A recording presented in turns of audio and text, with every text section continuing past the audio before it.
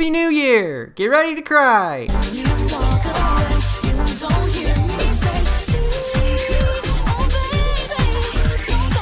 Okay, I sure don't remember that. Get ready! Kingdom Hearts. What a series. Ever since 2002, it's been a reliable source for generally decent hack-and-slash action and confusion-induced headaches, and I love it.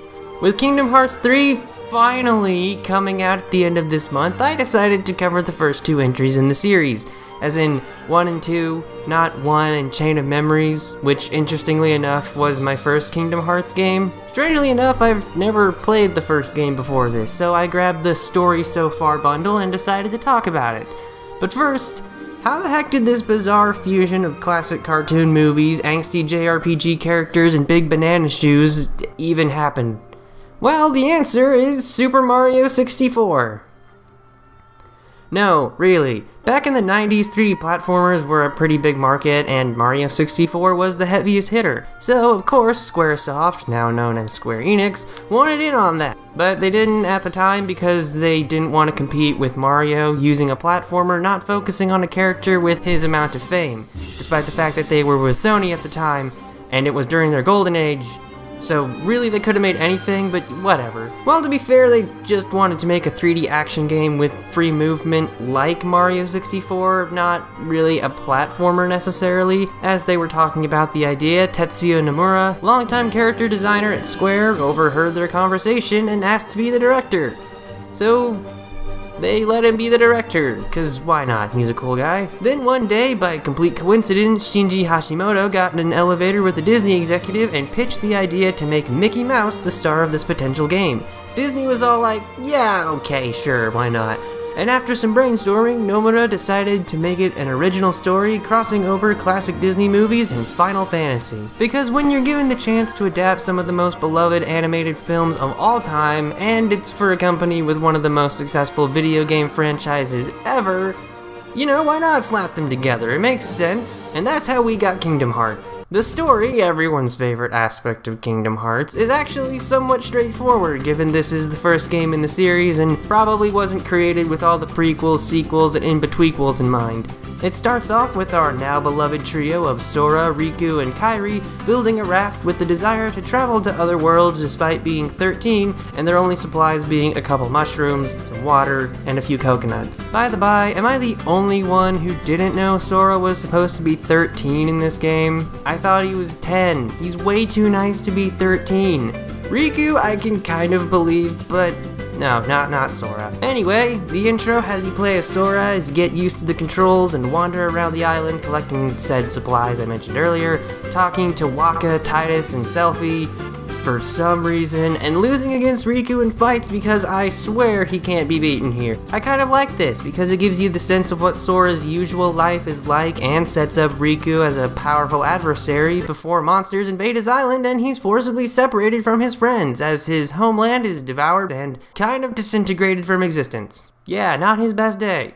On the bright side, he's now got a big magic key to hit things with. Meanwhile, Donald Duck and Goofy begin their search for King Mickey, who disappears to fight an approaching evil. Still with me?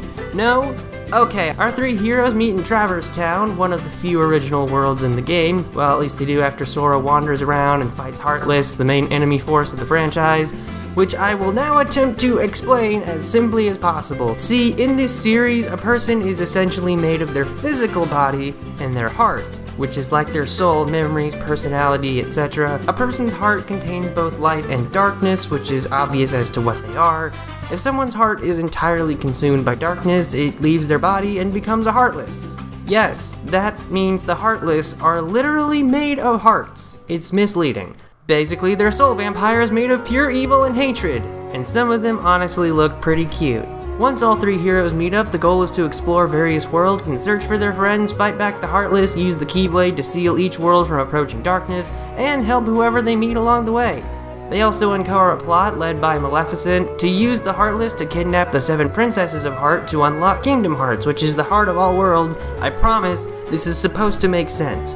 In a nutshell, each world has a core that holds it together, and the world disappears if the bad guys open the keyhole of a world and destroy it. While he makes sure to do that, Sora is also traveling the world to find Riku, who's off doing his own thing to try finding Kairi. This leads to him teaming up with Maleficent because he thinks Sora replaced him with Donald and Goofy, causing him to use and give in to the power of darkness and later be possessed by Ansem, who's the real big bad, which is kind of sweet if you think about it. Sora was so important to him, he turned to the dark side because he thought his best friend replaced him. Yeah, it's also kind of petty and possessive, but he's 13 and this is a game by Square Enix. Oh, and Kairi's a vegetable because her heart's gone for some reason, they'll explain later, which is why Riku thinks he's the only one who can help her. So Sora's looking for his friends while helping new friends. Riku's jealous because he thinks Sora replaced him as his best friend. They're both fighting to help their other friend, and there's a lot of spiky hair, light, darkness, belts, and all that. And I wouldn't have it any other way. In a world and an industry that gets more and more cynical and negative, it's great to have a series so detached from all that. Kingdom Hearts is just pleasant, even though it's cheesy enough to put even the deepest reaches of Wisconsin to shame. It's a kid-friendly fantasy epic with friendship and Disney movies. I don't think it would turn out all edgy and dark. Okay, it kind of did, but whatever. Believe it or not, Kingdom Hearts actually is an epic, just like how Sora possesses several traits of the epic hero. He is brave and powerful, becomes a great warrior, travels far from home, never brags about his heroic deeds, and regularly fights supernatural enemies. Well, I've been talking about the story for like 3 pages on this script. Guess I have a lot to say. But I've also got a lot to say about the gameplay. This project may have started as some kind of 3D action platformer, but I'd call it more of a hack and slash action JRPG. I actually took a while to figure out how to sum up the gameplay, and the best way I can put it is that they slapped simplified versions of Devil May Cry and Final Fantasy VI together. By that I mean they managed to translate the menu-based combat of their flagship series into an action-based system. In the corner, you have said menu with the choices of attack, magic, items, and summon. You navigate it with the D-pad and use the X button to activate something. If you keep using attack, Sora will swing his Keyblade in progressively more impressive ways. Selecting magic brings you to another little menu with all your spells, but you can also set 3 to triangle, square, and X for quick access. And summons are something I never used. The effectiveness of offensive and magic skills is determined by your strength and magic stats respectively, and you can set your preference on this stained glass platform at the very beginning of the game. I usually take the wand or shield and get rid of the sword, because who needs physical power when you can do this? The way combat works is that Heartless appear in groups while you're wandering around, you smack them around, and move on your way. The more you fight, the more experience you get, and the more abilities you unlock.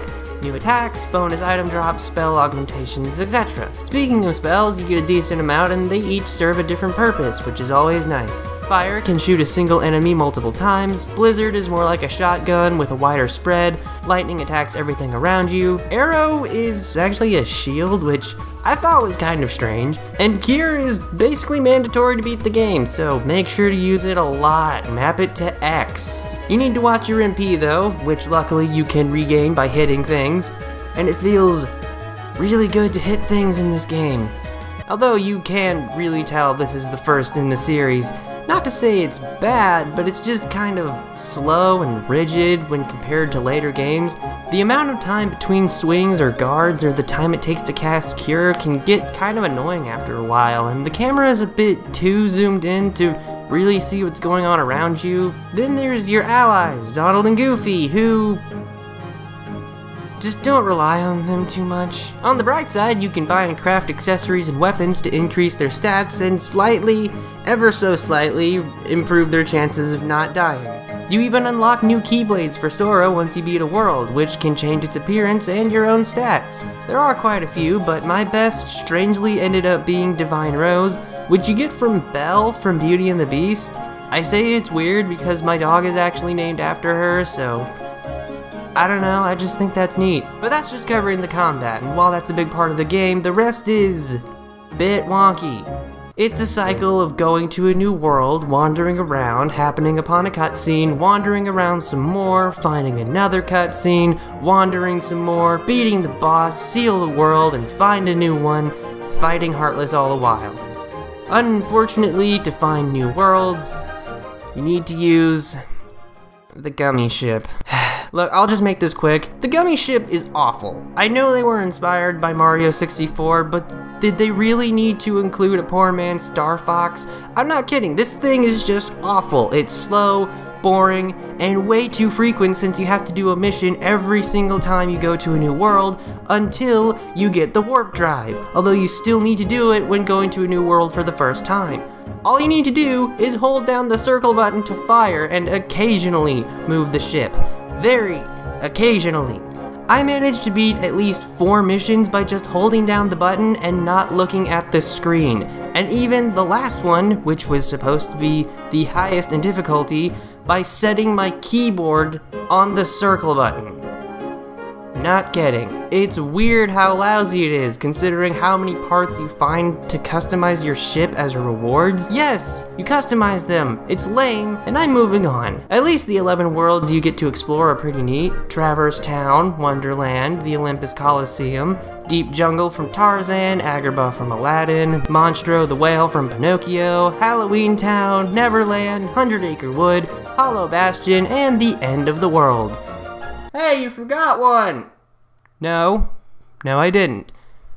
Yes, you did, there's one more! No, I checked, and I'm not forgetting one. Yeah, you are, No, I checked! That's all.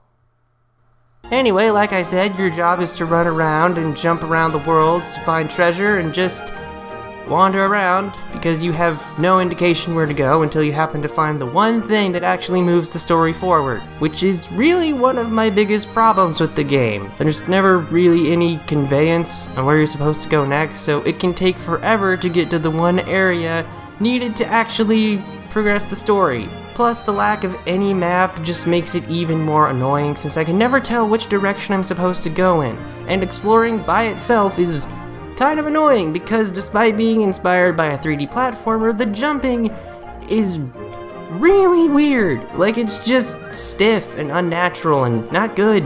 I have no shame in admitting to looking up a walkthrough when I got stuck. Fortunately, getting lost meant I got to fight more, and the combat is still pretty enjoyable. Except during most of the boss fights. Okay, some of. They aren't bad, but a lot of them are just kind of boring. Some of them are just outright irritating to fight, like the one against Chernobog where you have to fly, meaning you can't defend yourself or easily avoid his most powerful spell, which covers a massive range. In fact, I'm struggling to remember any boss fight from the game that was memorable for reasons other than just frustrating and poor design.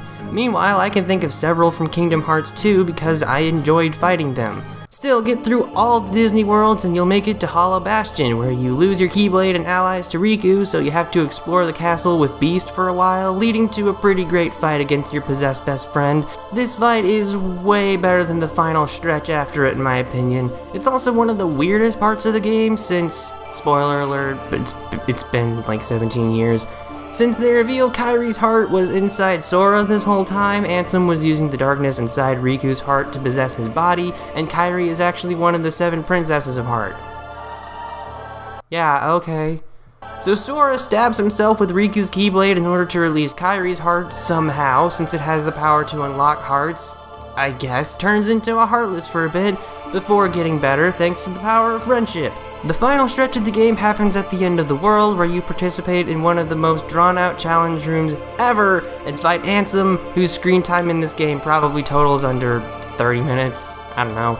Then Mickey finally shows up to help seal the door to Kingdom Hearts, even though it involves trapping him and Riku inside a realm of darkness, and leaving Sora to be forcibly torn from Kairi as he promises to find Riku and return to their island, leading to Chain of Memories, and oh my gosh, there's the song!